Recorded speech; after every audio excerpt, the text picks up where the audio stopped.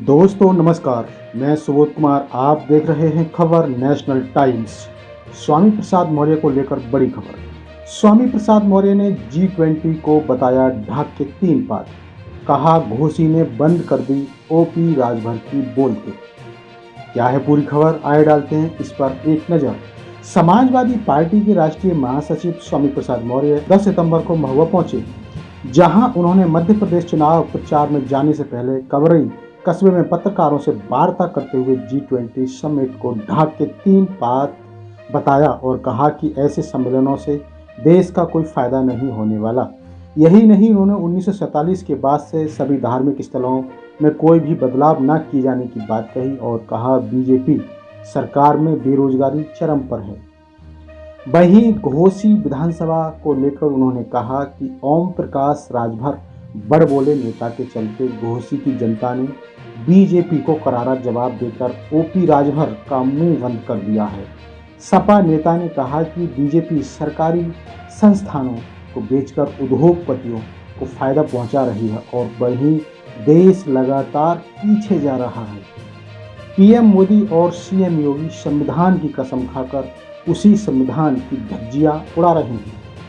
स्वामी प्रसाद मौर्य के महुआ पहुंचने पर सपा कार्यकर्ताओं ने फूल और माला पहनाकर उनका जोरदार स्वागत किया। महुआ के कबरई कस्बे में नगर पंचायत अध्यक्ष राज किशोरी के आवास में पत्रकारों से वार्ता करते हुए बीजेपी पर जमकर निशाना साधा और कहा कि G20 से देश को कोई फायदा नहीं होना। यूपी में भी इसी तरीके से एक नहीं बल्कि अनेक समिट किए गए, जिसका फायदा उत्तर प्रदेश को नहीं हुआ। G20 भी वही ढाक के 3 पात है, इसका भी कोई फायदा नहीं होना। वहीं घोसी विधानसभा में समाजवादी पार्टी की जीत को लेकर उन्होंने कहा कि जीत समाजवादी पार्टी की भी है और इंडिया गठबंधन की भी है। घोसी की जनता ने सबक सिखाने के लिए अपनी ताकत का एहसास कर दिया है। सत्ता के दुरुपयोग के बावजूद भी लंबे अंतराल से सपा और इंडिया की जीत हुई है। उन्होंने कहा इंडिया भारत दोनों हमारे देश के नाम हैं। इंडिया और भारत नाम के विवाद पर उन्होंने कहा कि भारतीय संविधान में पढ़े लिखे लोग देश का नाम बदलने की मांग नहीं कर सकते। इंडिया दैट इज भारत भारतीय संविधान का ये पहला अनुच्छेद में है, इसकी व्याख्या है और इंडिया भारत दोनों हमारे देश के नाम हैं। जो इंडिया नाम हटाने की मांग कर रहे हैं, असल में उन्हें भारत से ही प्रेम नहीं है। यदि भारत से प्रेम होता तो एक सप्ताह पूर्व हिंदू राष्ट्र की मांग न करते। जब भारत खुद एक राष्ट्र है तो हिंदू राष्ट्र की मांग क्यों कर रहे हैं? इसका मतलब इन्होंने भारत से प्यार नहीं किया है, इंडिया से प्रेम है। वहीं उन्होंने घोसी विधानसभा जीत का श्रेय वहां की जनता को दिया और कहा कि ओपी राजभर को बोलने की बीमारी थी, उनकी बोलती घोसी की जनता ने बंद कर दी है। उनके बड़बोलेपन के कारण ही उनकी किरकिरी हुई है और अब मोबाइल बंद कर मीडिया के सामने आने से भी बच रहे हैं। उन्होंने ओम प्रकाश राजभर की बहुत बुरी तरह से धज्जियां उड़ा दी।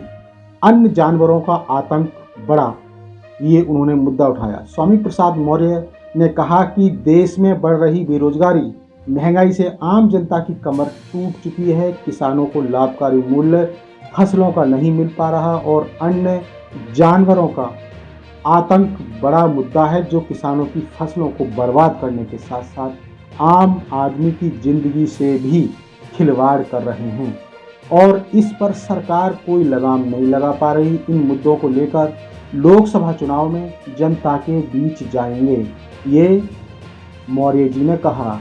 वहीं उन्होंने आगे सरकारी संस्थानों को बेचकर उद्योगपतियों को फायदा पहुंचाने का मुद्दा उठाया, उस पर भी उन्होंने मीडिया से बातचीत की।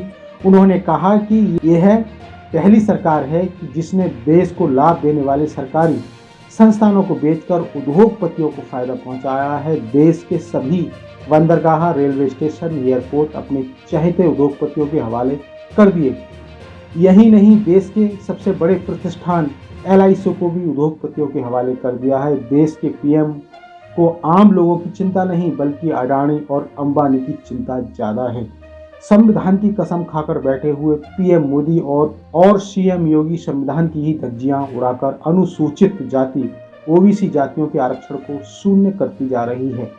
इंडिया गठबंधन की पहली प्राथमिकता होगी देश बचाना, संविधान बचाना और लोकतंत्र बचाना, जिसके लिए आम चुनाव में बीजेपी को सत्ता से बाहर करना होगा।